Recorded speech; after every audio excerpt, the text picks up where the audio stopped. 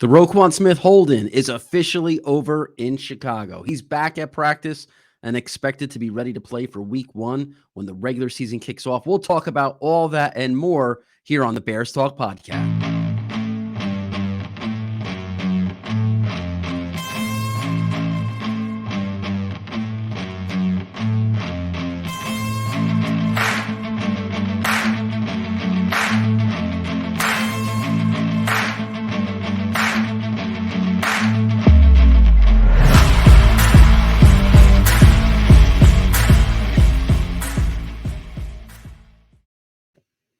It's been a really tough time to be a Bears fan, to be a Roquan Smith fan over these last couple of weeks, while the veteran linebacker's future has been unstable, to say the least. A player that we all thought general manager Ryan Poles was going to give a big payday to, make him potentially the highest paid inside linebacker in the game. It just didn't turn out that way, and obviously things went off the rails when Smith requested a trade. The bizarre twists and turns of this story were unlike any other over this offseason and probably in the last several off seasons for the Chicago Bears. Last year, we went through something kind of similar, yet not really, with wide receiver Allen Robinson, who was trying to land a new lucrative deal of his own. And Ryan Pace just saw differently when it came to his value. And now Allen Robinson is a member of the Los Angeles Rams, and by all accounts is having a killer training camp out there. Roquan Smith, I think there was some hope in the fan base that the organization would perhaps learn from that mistake, if you want to call it a mistake, with Allen Robinson and lock up a guy who kind of represents what Chicago football is, right? Just a tough, hard-nosed inside linebacker who is now the heart and soul of the defense with the departure of Khalil Mack. And really, there's some good talent on the defensive side of the ball, some potentially special talent on that side of the ball, but the veteran homegrown leaders, it really is limited to Smith.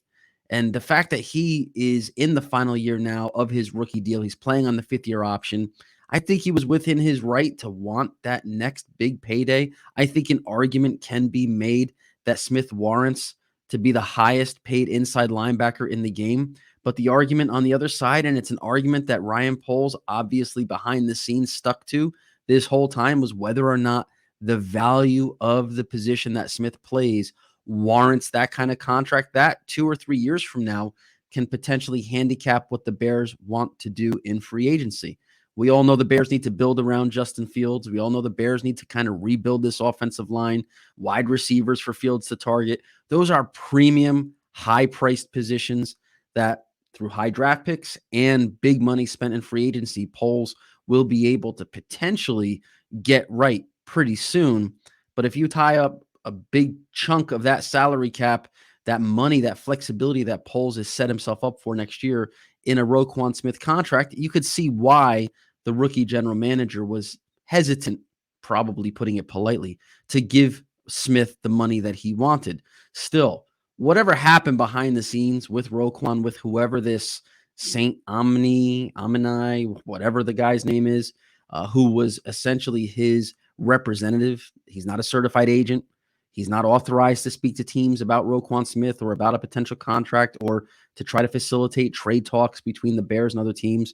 It had to be one of the most bizarre, confusing, frustrating experiences that Poles could have ever imagined. Think about the position Ryan Poles was in from the outset with this situation. You're taking your first general manager job of your career, the first time, the big chair. He's worked his whole career for this moment. You're in the biggest city, one of the biggest cities in the league, the second biggest media market in the NFL. You're there with the weight of the entire history of this organization, a 100-year franchise on your shoulders to try to rebuild a team that Ryan Pace and Matt Nagy, just crashed into the ground.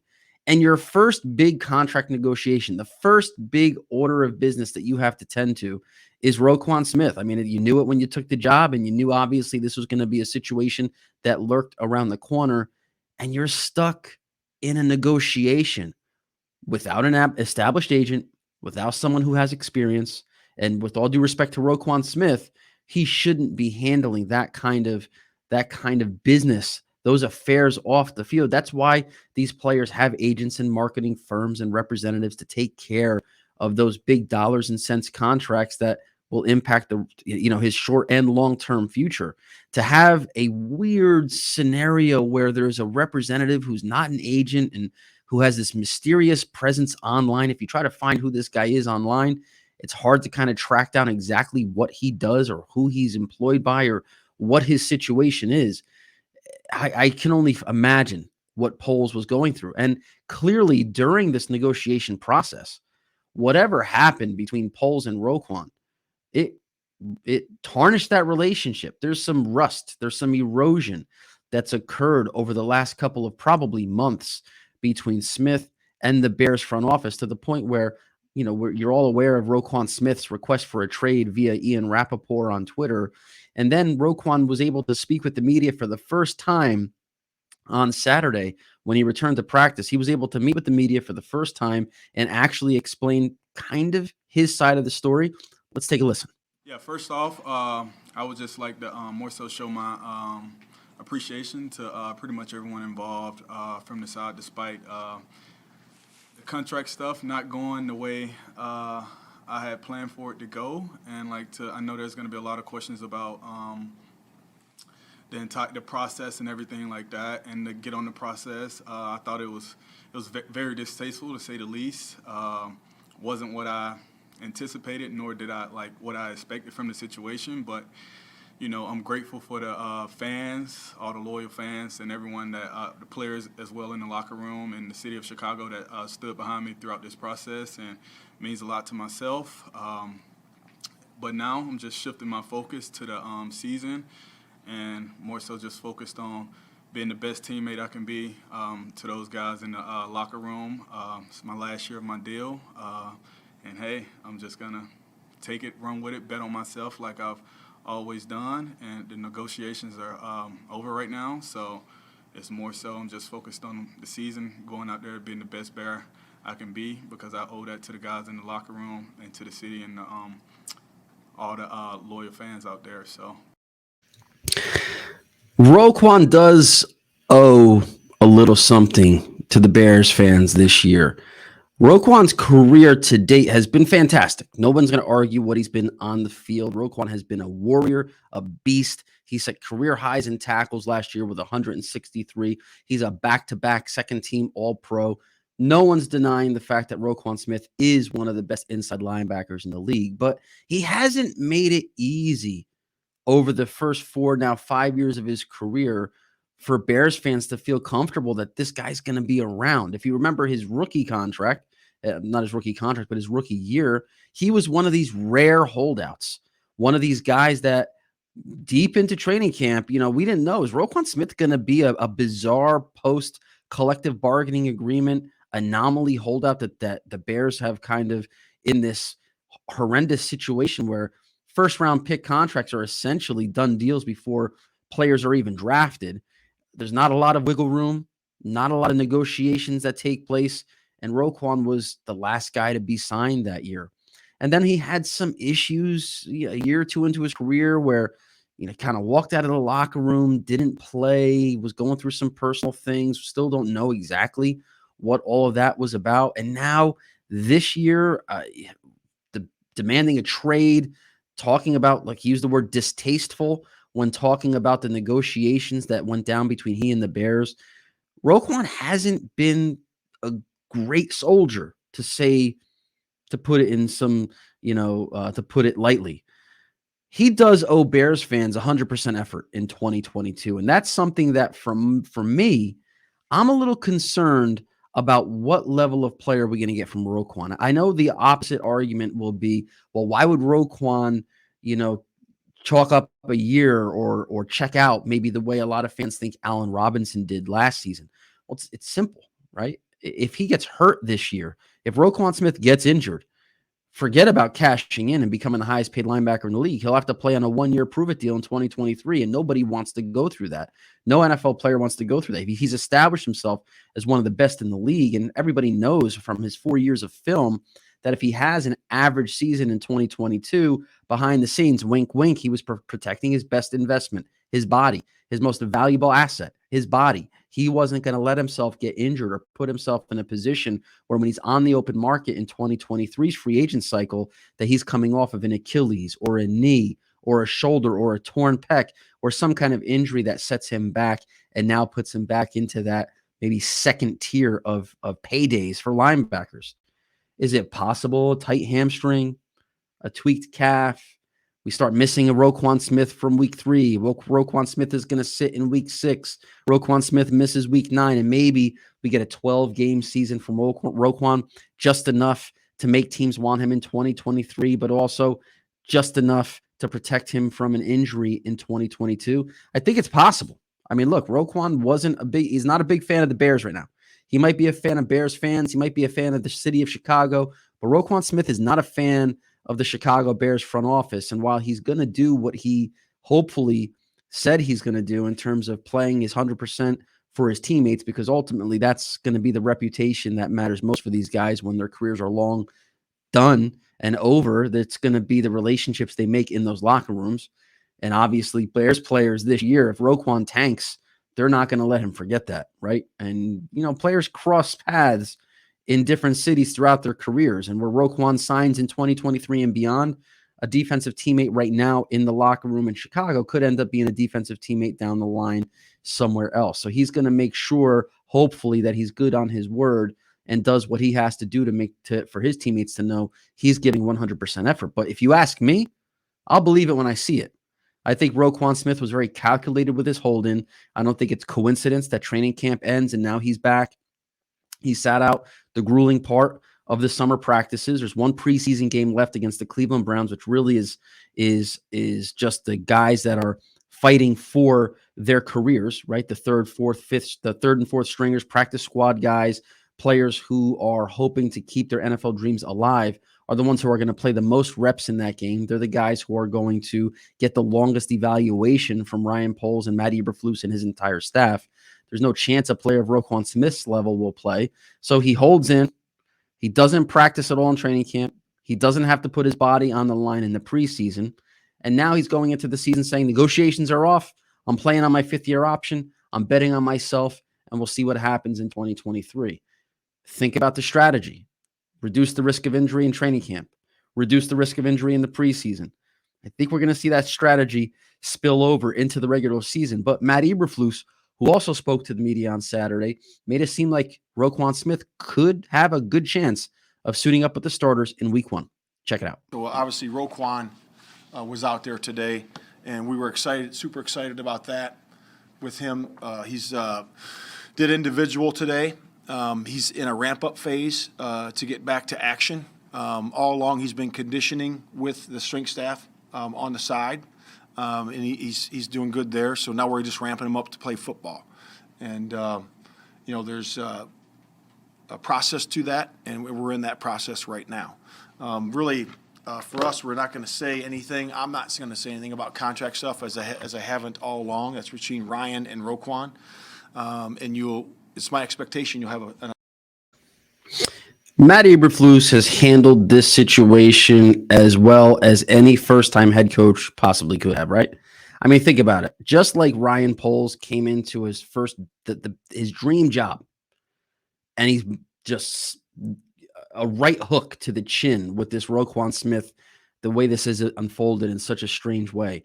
Matt Eberflus has been a football coach his whole life, and he finally gets his chance to be the main guy on the sideline. And it's with a team that he talked, one of the greatest jobs in the sport, head coach of the Chicago Bears, especially for a defensive-minded guy.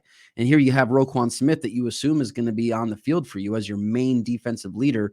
And his first training camp is just littered with Roquan Smith contract questions, the Roquan Smith trade request. And this guy has handled it. Matt Eberflus has handled it like a true professional, almost like he's been there before. He's dealt with this before. And you would never think this is the first time he's dealt with something like this as a head coach.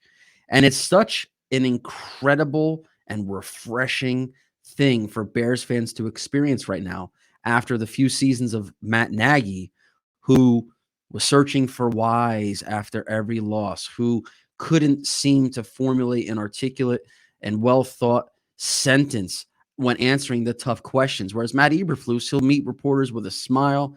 Sometimes you could tell he might be getting a little frustrated with the question, but he never loses that degree or level of professionalism, and he never seems to lose his cool. And I give him a lot of credit for that. And I think what you're seeing through the first 2 preseason games is a reflection of that. Matt Eberflus has this Bears team so well coached in terms of penalty-free football. These players seem like they know exactly where they're supposed to be in their assignments, both on offense and defense. They're actually doing what he preached with the hustle, the intensity, the tackling, playing smart football. The Matt Eberflus effect has been very, very real so far this preseason. And I think when we look at the Roquan Smith situation and how it was handled, not only by Ryan Poles, who, I think he had his ebbs and flows and probably got a little frustrated and let his emotions get the best of him after Roquan Smith made that trade request. But if we look at the combination of how Poles handled the situation in the front office and how Eberflus has handled it as a head coach, this is an A++ performance by both of them. And maybe it ends with a great end result, and Roquan Smith does get a multi-year lucrative free agent deal, second contract extension, not a free agent deal, but a multiple lucrative extension in Chicago to remain the Bears defensive captain moving forward. Hopefully that happens. And hopefully you go to the Apple Podcasts or wherever you get your podcasts from, the Bears Talk Podcast. Make sure you're subscribed. 5-star reviews, like the show. Go over to our YouTube channel. We're there too. If you want to watch instead of listen, we got you covered. Go to the Bears Talk YouTube channel, subscribe there. We're trying to grow that brand on that end also. So make sure you subscribe, like the videos, do what you got to do. Tell your friends, share on social media. Every little thing you do helps us grow the show. And what we love seeing right now as Bears fans at this phase of the summer, preseason's wrapping up. We're going to now that and the anxious, fun, anticipatory phase of the football calendar where preseason and training camp stuff is done. The regular season's still a couple weeks away. So now we're looking at, all right, who's going to make this team? The 53-man roster. Where are we going to see the Bears crystallize this last part of their roster? We kind of know the main guys, the main players who are going to be here, but you have some really fun stories that have emerged over the first couple of weeks of training camp and the preseason that I think are not a fluke. And there's one guy that I'm pretty sure is going to make this final roster. We talked about him on the last episode of the Bears Talk podcast, and that's Jack Sanborn, the undrafted rookie free agent from Wisconsin, who continues to just look like he could be one of the best special teams players in the NFL. I don't think that's an understatement. He literally could end up being one of the best special teams players in the NFL, and that matters because guys who establish themselves as core special teamers can play for a decade plus in the league. So Sanborn is on track to be that. Plus, he's also showing that he has chops on the defensive side of the ball where he can actually contribute potentially as a starter. I'm looking over here right now at the Pro Football Focus grades for the Chicago Bears over the first 2 weeks of the preseason. And Jack Sanborn, who's played a fair number of reps on defense, 88 reps, he's got the highest Pro Football Focus grade of all Bears defenders this preseason. He's got a 90.9 grade. I mean, that's 2 games. That's 88 snaps. That's not a fluke. After 12 snaps, he shows up in the fourth quarter, makes a couple of big plays, and that's it. This is a 2-game sample size now with 88 reps played on defense, and he has an elite Pro Football Focus grade. And I'm telling you right now, Ryan Poles is looking at these analytics. Ryan Poles obviously does his film review, his roster study, his evaluation, but these analytics matter. He's looking at this. We'll scan down this a few more spots to see other guys who are standing out, or maybe the opposite end of the spectrum. If we come down and look at what Kyler Gordon's first game with Chicago, not great for Pro Football Focus. A 47 grade, 47.0, only 18 reps to be fair, but a 47.0 grade. It's a welcome to the NFL moment for the second round pick, right? But to me, this is where analytics can sometimes not tell the full story. Kyler Gordon, yes, he missed a tackle that led to a big run against the Seahawks, and maybe he had some moments in coverage that could have been better. But what I saw from Kyler Gordon, the play where he almost sacked Geno Smith, aggressive, hustling playmaker, when he actually unloaded a peanut punch and almost forced a fumble that could have been that arrival moment, like we saw it in the week 1 against the Kansas City Chiefs when Jaquan Brisker essentially 3-and-outed the Kansas City Chiefs on his own with 3 consecutive plays in one series that made you say, whoa, hold on a second. This guy has the chance to be a legitimate defensive weapon who erases offensive game plans. Kyler Gordon flashed the ability to make plays like an elite defensive player in the NFL. Elite defensive players get beat too, right? Elite defensive players have their moments where they're not always on top of their game. And let's also remember, this is a rookie making his first ever his debut in the NFL in his home state, where there could be a little added pressure there. Not his home state, but the state he played college football in. There's some added pressure there too. But what we saw from him, just his movement skills, his athleticism, his explosive style of play was something that I thought, the Bears got something here. The Bears have something here. So on the other end of the spectrum, you have Jack Sanborn in the 90s, an elite scorer, but you have Kyler Gordon down in the mid to high 40s. What we do know is Kyler Gordon's making this team. Kyler Gordon doesn't need to worry about Pro Football Focus grades or any other analytics metrics that you might use to evaluate a football player's performance. It doesn't matter. And that's where it's maybe in some ways, it's not really fair, right? Football players are boosted up based on draft investment. What kind of draft capital will be used on a player? They almost have a free pass, that rookie and second seasons, right? A guy like Jack Sanborn, he's literally every snap could be his last rep in the NFL in practice. If he makes the active roster, which I think there's absolutely no doubt he's going to, if he makes the active roster, he's on a rookie contract, but he's literally a week-to-week guy as an undrafted free agent. That's the kind of player who, when he's performing the way Jack Sanborn is, and he's going to have that hunger, that fire all year long, because lurking right around the corner is the Turk, ready to take his playbook. A guy like Jack Sanborn can stick around for a long time. Kyler Gordon doesn't have that same level of pressure on him, but the talent is undeniable. And combined with Jaquan Brisker, who we have to talk about, he's also in the news. The Bears got it right in the second round in the 2022 NFL draft. There's no doubt about that. Unfortunately, we might not see Jaquan Brisker in week 1. Came out this weekend that Jaquan Brisker had thumb surgery. They're hoping he's ready in time for week 1. It's kind of like a shocking news story. This wasn't something that was bubbling up or making headlines where there was much worry about Jaquan Brisker's availability for week 1 of the regular season. But now there is some legitimate concern that he might not be around. I mean, the Bears have some depth with DeAndre Houston-Carson and some other quality safeties that can be subbed in if Brisker is not eligible for week 1, under the assumption that Brisker was going to be the starter.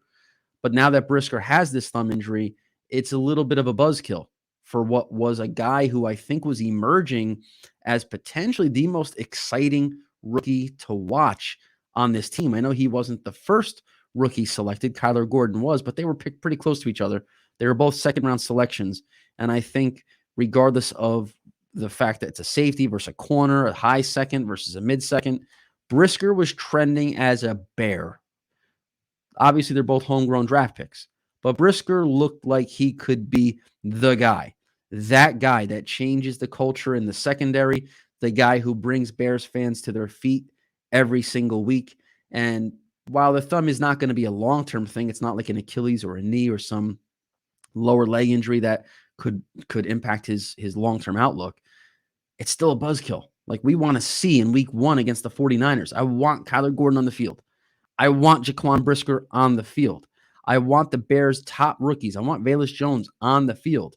I want these guys on the field in week 1. So the rookie class, a very important rookie class, a potentially very successful rookie class, can make an impact right away and get those early weeks under their belt, so that if the Bears hang around a little longer than the pundits are expecting, if this team wins some games that aren't projected right now as wins in terms of summer power rankings, you get these players' experience. It's critically important that a guy like Jaquan Brisker's on the field, especially against Trey Lance in week 1, because Trey Lance isn't Aaron Rodgers. He's not Patrick Mahomes. He isn't Justin Herbert, who's an experienced veteran quarterback with a howitzer arm who's going to be able to pick apart a rookie safety. Trey Lance is just as green behind the ears as Jaquan Brisker. So it's a really good opportunity for Brisker to learn on the grass, as Matt Eberflus likes to say, because the opposing quarterback isn't a guy who's necessarily going to take advantage of a half step too late reaction by Brisker. I think Lance, there's a chance for the Bears to take advantage of Lance with a guy like Eddie Jackson and Jalen Johnson, and now Roquan Smith and Travis Gibson and Robert Quinn coming off the edge. I think there's a chance to actually take advantage of Lance. And if Brisker's on the field to contribute to that, he could build some really good momentum in week one because, again, it's an inexperienced quarterback he's going up against. But we'll have to wait and see. We'll have all of that, all those updates over on bearstalk.com, which is who's bringing us this podcast. I'm Bryan Perez. Follow me on Twitter at Bryan Perez NFL. Follow the podcast at The Bears Talk on Twitter. Make sure you're following us on Facebook. You can head over to the Bears Talk at bearstalk.com. Sign up for a free membership. I'm telling you right now, you want to do this. There's a lot of members right now signing up. There's several members who are taking advantage of the ability to write Bears articles, create Bears content that you want to share on Twitter, that you want to share on Facebook. It's an amazing way to take control of the Chicago Bears narrative, to bring some positivity back to being a Bears fan, or however you want to approach it. You would have that flexibility to do that yourself. You sign up for a membership at bearstalk.com. We have the Bears Talk social network. Within that social network, you can not only meet Bears fans, make new connections, but you can also create your articles, post them on the site, share them wherever you want to share them, and become a Bears content creator. I mean, why read other people's work? Why listen to a guy like me? Why click my articles? Make your own. Become the preeminent voice in Bears media. There's no reason why you can't do that, right? Make sure you go to Apple Podcasts and subscribe. Make sure you go to YouTube and subscribe to this show. Next episode will be later this week. We're going to have Alyssa Barbieri on. She's the managing editor of BearsWire.com. She's one of the best Bears writers, most active Bears writers in the industry. Talk about somebody who's totally tuned in with what's going on in the Bears universe. She's it. She's going to be joining us later this week. So make sure you're subscribed so you get alerts anytime we post a new episode. We're going to be bringing you shows twice, maybe 3 times a week as the season kicks into high gear. But again, thank you guys for checking out the Bears Talk podcast. Make sure you subscribe, rate, review, share, tell a friend, and obviously come back next time.